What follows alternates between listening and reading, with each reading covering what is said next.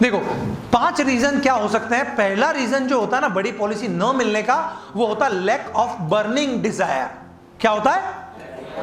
Lack of burning desire, मतलब ज्वलंत इच्छा बोलते हैं। इच्छा और ज्वलंत इच्छा, इच्छा और ज्वलंत इच्छा, इच्छा और ज्वलंत इच्छा, अंतर समझ लो, बहुत बारीक अंतर है। इच्छा करोड़ हो सकती है, सबकी इच्छा होती है ना, बड़ा सा घर होना चाहिए, अंबानी इतना बड़ा, बड़ी बड़ी गाड़ियां होना चाहिए। इच्छा कुछ भी हो सकती, कुछ भी हो सकती है, लेकिन ज्वलंत इच्छा कम होती है। इच्छा, इन दोनों में अंतर क्या होता है? सिंपल समझो कि इच्छा लाखों होती है पर शांत होती है। बड़ा सा घर लेना है अरबों रुपए का, लेकिन वो क्या होगी? शांत, कोई आप एक्शन नहीं करने वाले। ज्वलंत इच्छा मतलब वो हलचल पैदा कर देगी, आपको काम करना ही पड़ेगा उसके ऊपर। जैसे मान लीजिए आपके पास पैसे आ जाते हैं अच्छे खासे, आपको कार लेना है, बड़ी सी कार लेना है, और आप सबकी इच्छा होगी कार लेने की। यस, थोड़ा तेज यस, है ना? तो वो इच्छा है, लेकिन क्या आपको दिन भर कारें दिखती है? नहीं, नो। क्यों? इच्छा तो है, ज्वलंत इच्छा नहीं है, पागलपन नहीं है उसके पीछे। क्या नहीं है? लेकिन कुछ पैसे जेब में आ गए, पापा ने कुछ पैसे दे दिए और बोला कि अब कार लेना है जल्दी से, और लग रहा है फंड भी है, लोन भी हो जाएगा, और अब मेरी कमाई भी हो गई है, तो आपको देखना बाहर कारें दिखने लग जाएगी। जहां जाओगे ना वो कार दिखेगी। अच्छा डिजायर, अच्छा ये, अच्छा वो, अच्छा वो, मतलब आपकी आंखें उसको ढूंढने लग जाएगी। होता है क्या ऐसा? हाँ, राइट। इसको बोलते हैं ज्वलंत इच्छा, जब आपको ऑटोमेटिक दिखने लग जाए। कहते हैं भारत में 3 करोड़ से ज्यादा कार है, लेकिन आपको ज्वलंत इच्छा होगी तो ही आपको अपनी कार दिखेगी। कहते हैं भारत में 32 लाख स्क्वायर फीट जमीन है, 32 लाख, लेकिन आपको इच्छा होगी कि यार मुझे प्लॉट लेना है, घर बनाना है, तो ही आपको कहीं रास्ते कुछ ना कुछ बिल्डिंगें दिखने लगेगी कि यार यहां ले सकता हूं, यहां ले सकता हूं। उसी तरह भारत के अंदर 50 लाख अमीर लोग हैं, 50 लाख। क्या आपको हर जगह दिखते? नहीं। मतलब ये क्या है? इच्छा है या ज्वलंत इच्छा है? इच्छा है, ये काम करना है। ज्वलंत इच्छा नहीं है। एक्चुअल में 90% की तो 95% बोलूं, सिर्फ इच्छा है कि सर बड़ी पॉलिसी करना है। अब ये बताओ कि बड़ी पॉलिसी सॉल्यूशन क्या है इसका? इसका सिंपल सॉल्यूशन बताऊं तो set a big and burning goal. बड़ा सेट करो गोल और बर्निंग गोल सेट करो। क्या करो? जब तक आपका गोल बड़ा नहीं होगा, अमीर लोग आपको नहीं दिखेंगे। एमडीआरटी, सीओटी, टीओटी आपका गोल होना चाहिए। कोई टीओटी है, उसको है ना, उसको अगर उसका गोल टीओटी है तो उसको स्लम एरिया के लोग ही नहीं दिखते हैं। उसको कौन दिखता है? बड़े बड़े लोग, अमीर लोग ही दिखेंगे उसको। उसके दिमाग में अमीर लोग ही दिखेंगे उसको, क्योंकि उसका गोल क्या है? टीओटी है। तो आपको बड़े गोल सेट करना पड़ेगा। अब आप सबका कौन कौन का गोल है? एमडीआरटी, सीओटी, टीओटी, हाथ खड़े करो। प्रश्न यहां यह है कि किस किस को अपना गोल प्रतिदिन याद आता है? किसी ना किसी माध्यम से। आप या तो शब्दों के माध्यम से बोलते हो, या फिर कोई पिक्चर आप देखते हो, या मेडिटेशन में अफर्मेशन देते हो, कुछ भी, लेकिन गोल रोज याद आना चाहिए।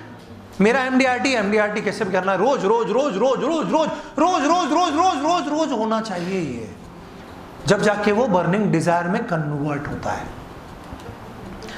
तो जो लक्ष्य एक बार बनाया, आपके डीओ साहब ने बोला कि यार तुम एमडीआरटी कर सकते हो, बोला हाँ मैं एमडीआरटी करूंगा, 3 दिन बाद जाके भूल गए, सो गए, रोज याद नहीं आ रहा है, वो लक्ष्य नहीं है, वो थोपा गया लक्ष्य है। मैंने नहीं बनाया, खुद ने नहीं बनाया। लेकिन अगर उनने बनवा दिया और फिर वो मुझे किसी भी कारण से रोज याद आ रहा है, रोज याद आ रहा है, मतलब अब उसके आने के चांसेस आपकी लाइफ में बन चुके हैं, राइट? तो 3 तरीके हैं, आप इसको बर्निंग डिजायर में व्यवस्थाएं करो। अमीर लोगों की पॉलिसी में दुनिया भर की टेक्निक सिखा दूं आपको, आपके दिमाग पे इसलिए काम नहीं करेगी क्योंकि आप सिर्फ बोरीवली तक ही जाना चाहते हो, आप दिल्ली तक जाना ही नहीं चाहते। अब कितने भी रास्ते दिखाऊं मैं आपको, आप जाके बोरीवली में ही रुक जाओगे। तो कैसे भी करके पोस्टर लगाओ अपने लक्ष्य के, या फिर सबको बताओ, रेडी। हर किसी इंसान को मालूम होना चाहिए। अच्छा, आपके परिवार से मैं पूछूं कि इनका लक्ष्य क्या है, तो आपके यहाँ का छोटा बच्चा बोल देगा मेरे पापा को एमडीआरटी बनना है।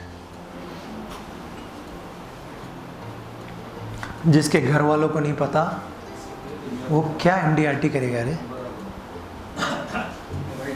हाँ, जिसके घर वालों को उसका लक्ष्य नहीं पता वो क्या एमडीआरटी करेगा? आप अपने घर वालों से अपना लक्ष्य शेयर नहीं कर पा रहे हो और पैसे कमाना है बड़े, सोचने वाली बात है।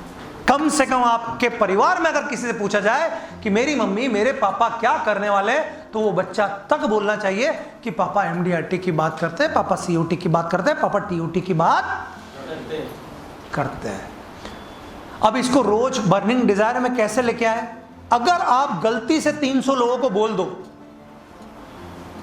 कितने? 300, तो ये आग लग जाएगी। क्या लग जाएगी? आग लग जाएगी। अगर आपने सोचो अपने पूरे परिवार को, बालकनी को, अपने डीओ को, अपने सारे एजेंट को बोल दिया एमडीआरटी करना है, और अगर आप घर बैठ गए, आपका क्या होगा?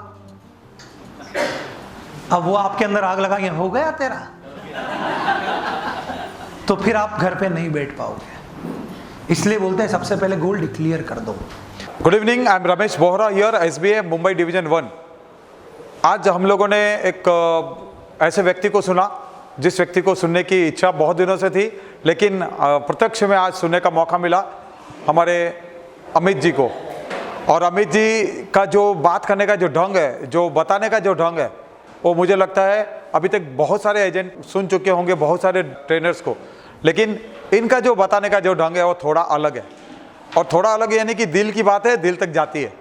नहीं तो दूसरे लोग दिल से बात करते हैं या दिमाग से बात करते हैं, ये हमारे अभिकर्ता को समझ में आता है, लेकिन इनकी दिल की बात है, दिल तक जाती है। और अगर ये बात जो इन्होंने बताई है वो अगर सभी लोग इम्प्लीमेंट करते हैं तो मुझे लगता है उनका टीओटी वाला जो सपना है कि यार मेरा टीओटी कब होगा, वो निश्चित तौर पे इनकी बातें सुनने के बाद में बहुत जल्दी वो सपना पूरा हो सकता है।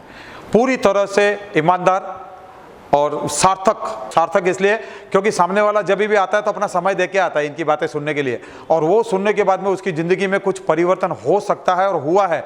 ऐसा जो सार्थकता है इनकी बातों में, वो ईमानदारी से मैं कह सकता हूँ कि इन्हीं की बातों में है।